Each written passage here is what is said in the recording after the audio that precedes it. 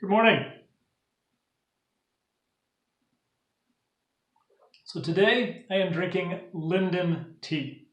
This is tea that I foraged last year. Every year in the spring, late spring, I will go out into my neighborhood with a bag over my shoulder and walk down the street and harvest the flowers from the linden tree.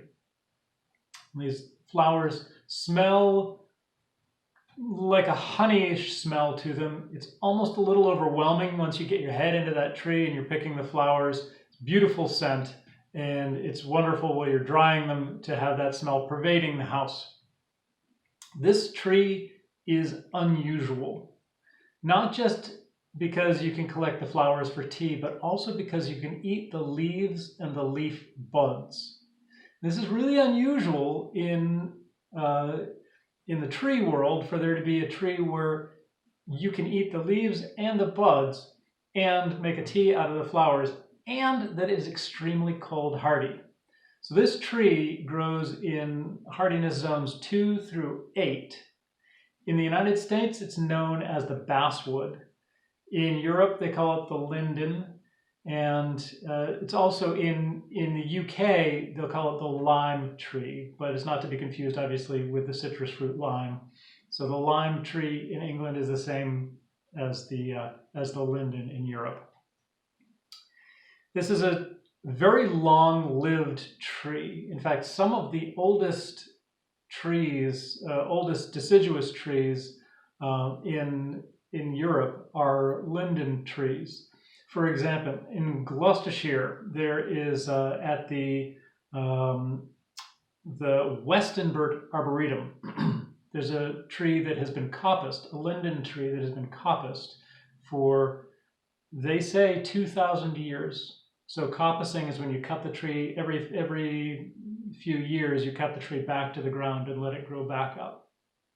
And this has the interesting ability to keep a tree of certain types of trees in a youthful state for many, many years. So this tree is 2,000 years old. However, there are other trees that are more full-size trees that are reputed to be 1,000 years old. In fact, there's one that is in Germany, in Nuremberg, and it was supposed to have been planted by King Henry II's wife, whose name I will now mispronounce for you as Kunigunde.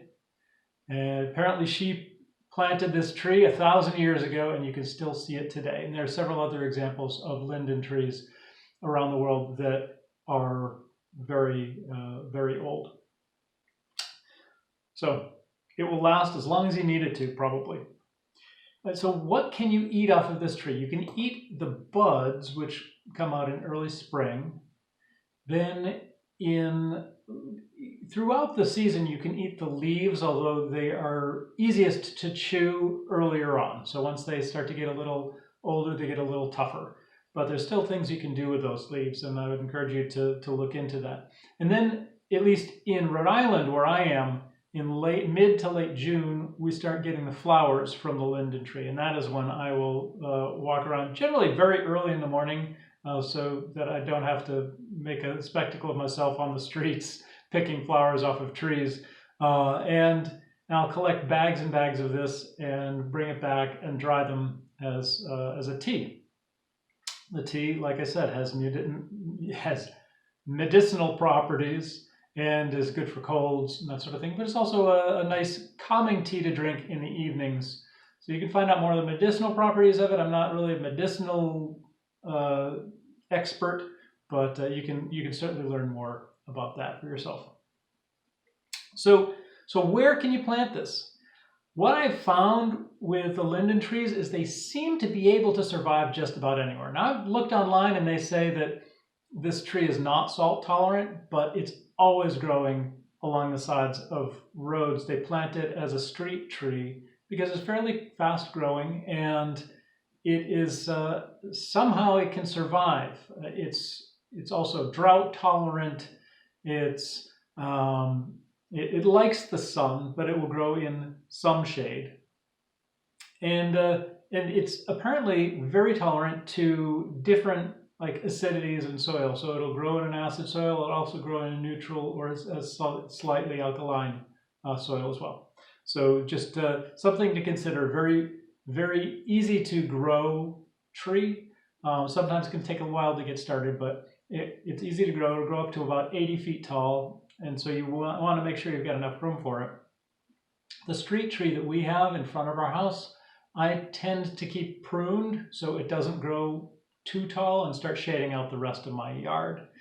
So that's something that I've done with this one to kind of keep it a little bit of a more reasonable size. So every year I'll get up there with a ladder and hack off, the top of this tree just to keep it from creating too much shade for my front yard. And it seems to be very resilient, just like it's resilient to being coppiced and cut to the ground and will grow back up. It seems to only stimulate it to grow more leaves and branches, which is good for me because it's a great source for this tea. It's also a source for these leaves. Now, the leaves that I would most likely be eating off of this tree, if you ask me when's the best time to harvest them, it's really right in the spring when they're still in the bud stage, because they're a little bit sweet. They have almost the flavor of like the pea tendril greens. They're a lot more chewable, and even the young leaves, I'll eat the young leaves. They tend to cook down a lot, and the tree that I have out front, I don't really want to strip it of all of its leaves because I'm keeping it fairly small. But if you have a larger tree and if you have a lot of branches that you can reach, you could probably comfortably harvest a salad for yourself off of these leaves earlier in the season, or a good side dish of the buds, which I would recommend because they are quite tasty. So definitely worth your time to harvest. The other great thing is this is a source of almost limitless food, and it's food that nobody's taking advantage of. We can grow linden trees almost anywhere, and we already do. So if you ever really need a salad, just walk out to your street and see if you can find a linden tree. So how do you recognize a linden tree? Now, the easiest way to recognize it is to keep your eye out during that sort of spring to summer transition time. I don't know where that would be in your region. In my region, which is zone 6B, that it's sometime around mid to the end of June when you're starting to get much warmer days, and that's about the time that the buds will start to come out, the flower buds. And that's what you want to make sure the flowers, if you want to harvest the buds, you want to make sure the flowers are fully opened up, not quite dropping off of the plant, but definitely smelling very sweet. And you can even pick a flower off of it and chew it, and you'll find that it tastes a little bit on the sweet side. And when you get to that stage, then they're really great for harvesting.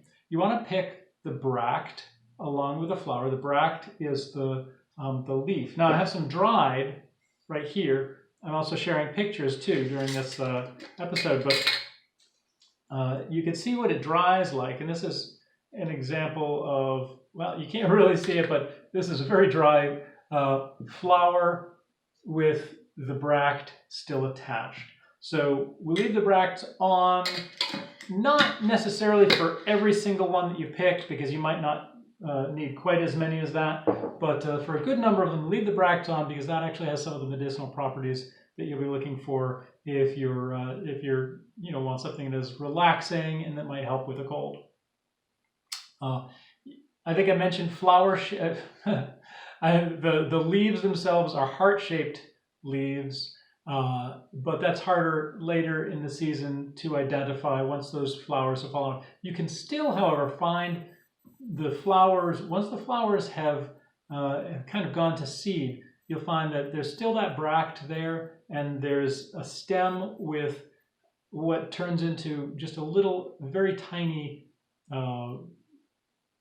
like fruit, really, is the seed pod for the linden tree, and they turn into a very hard ball. So when you see a tree with these stems with these bracts hanging and these little round spheres hanging off of them, that may very well be a linden tree.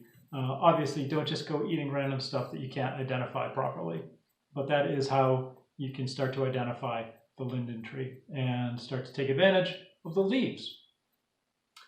So that's what I know about the linden tree, and I hope you will keep your eye out for this tree because it is very valuable, it's helpful, it's great for foraging, and if you have a larger yard, it would be really great to have one in your yard so that you wouldn't have to go so far and could kind of control the environment a little bit to make sure that the leaves weren't, like I pick mine from street trees that grow along the street. I'd really prefer to have it in my yard, but I don't have the space for it.